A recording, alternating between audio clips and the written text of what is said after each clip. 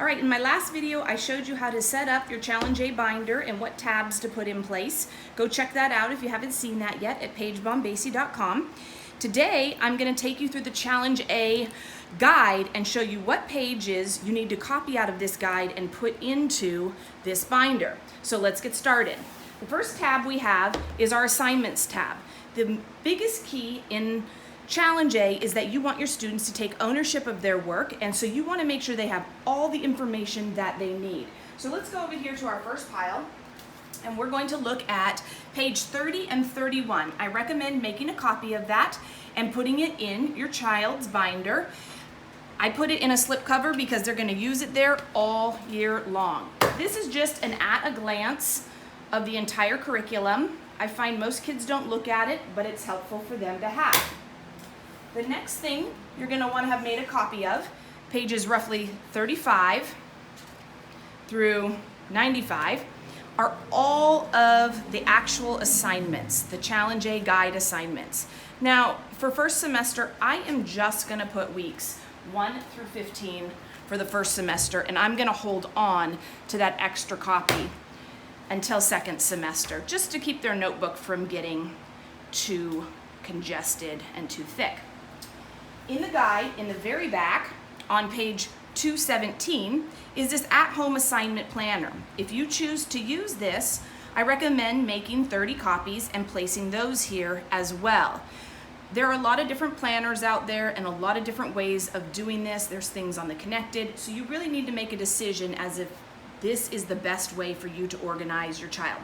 But I would place any other sort of planner right here with as many copies as needed in the assignment section. All right, next we're going to move on to rhetoric. All right, in rhetoric on page 159, there's this little guide for the highlighting system.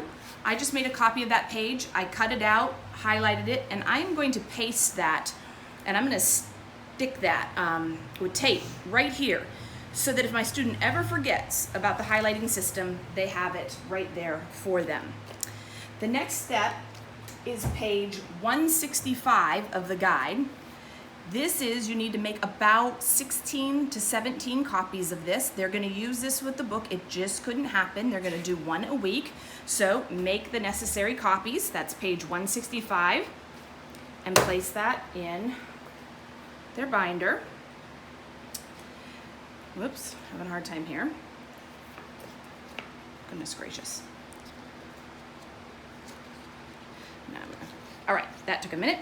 Now you can see that I added a subcategory here called CAT for catechisms, and that's because the students will be working on catechism questions. And so I recommend you take pages 160 through 164 and copy those. Those are all the catechism questions. So each week your student can come home and highlight the questions that were assigned this week. Those are listed back on those assignment pages. But I like them to have all the questions for reading and studying.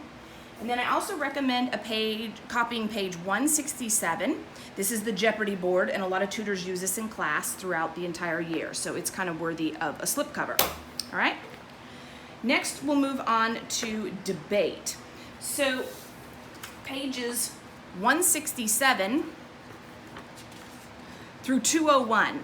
These are all how the continents and all the geography is broken down. I find it best if your student has their very own copy of this.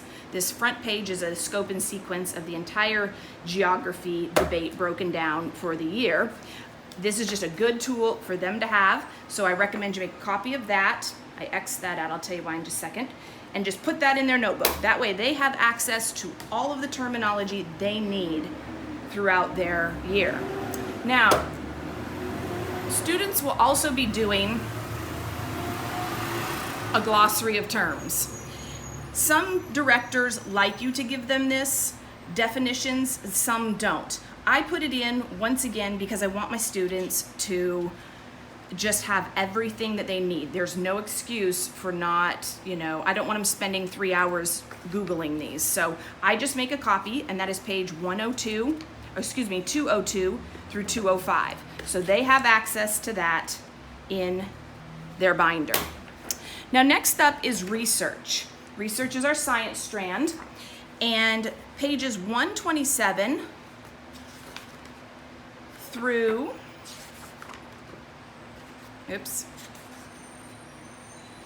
133 pretty much deal with science fair. And they don't really need that yet, but it sneaks up on them really fast. So I recommend you just put it in their binder for now.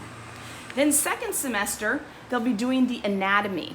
And that's where you have pages 138 through 156. And I just make a copy of the black line and the answers, and I put it in here as well. Once again, my student has everything they need. Some days, mom isn't on top of it and the students will start something in class and I haven't made the copies for the binder. So it's just nice to have it in there. Under Latin, on page 121, this daily Latin assignment helper is given. If you want to use this, make multiple copies, and you can either place it in your Latin section or you can place it in your assignment section. You have to determine if this is the right thing for you. I don't use it. And lastly, I like to make a copy of page 102. This has the 5 canons of rhetoric with the 5 common topics on it. I'm going to cut this out and mount it and probably put it on the back of my son's binder so that he can be getting familiar with these terms throughout the year. All right, that's all I do from the guide. It's really quite simple. I spent about $15 at Staples making copies, and it took me about 30 minutes. So this is not a hard process. Have fun, happy notebooking.